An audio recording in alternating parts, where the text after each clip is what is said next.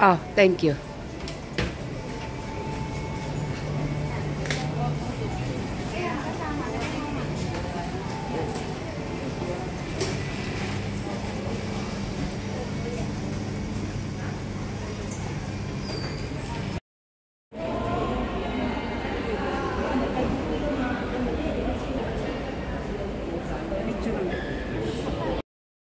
Teka, ba't di mo sinuli sa octopus?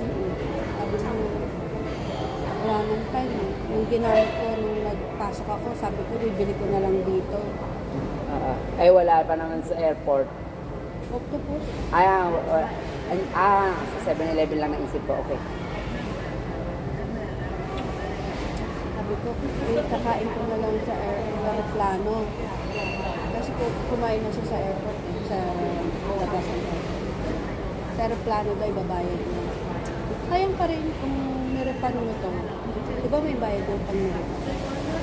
Kung nirepan mo ito, balik pera mo. Balik tayo binili mo.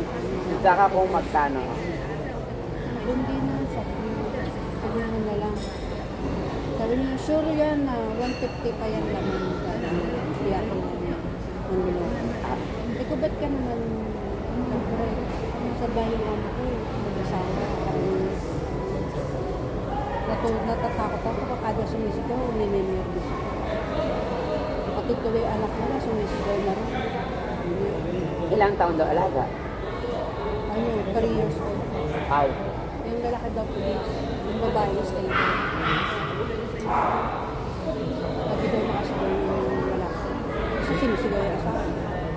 So yung babae, kung gano'n yung culture niya, gano'n na rin daw makapag-usap sa So lahat sila daw, praning. So first time ko, 6 months pa lang ito. First time sa Hong Kong. Sabi ko, sana hindi ka na umuwi, naganap ka naman nakita. Ayoko, parang na-trauma ako. Sayang mo yung ginastos. Sabi ko, okay lang, question na yung health ko ang magsabi. Sabi okay, dito tayo pupush. Hindi mo kita kakilala eh. So, binili ko. Kaya dalawa. Pero nung chinek mo, 500 pala? Hindi, 150. Totoo. Akala ko kasi... 500 akin nun eh. Kasi nga, nung lumaba, sabi ko, kung may makita akong kainan, octopus ang babayad ko. Eh, nung pagpasok ko, dire-diretso na ako. Kasi may matandang 65 years old. Bulky ng bag niya, bulky ng carry niya, meron pa siyang ganyan. Sabi ko, nice. Sabi ko, anong flight mo? Sabi niya, Cebu. Oh, gantong oras, oo. Parang ang bulky ng gamit. Sabi ko, kung magtitiwala ka sa akin, pag sobra yan, para di ka magbayad, ibigay mo sa lagi. Kasi yung luggage ko, 20, 15 lang naman. Ang carry ko, 7 sakto naman. Pero hindi siya siksik. Kasi di na ako bumili ng chocolate eh. Tapos?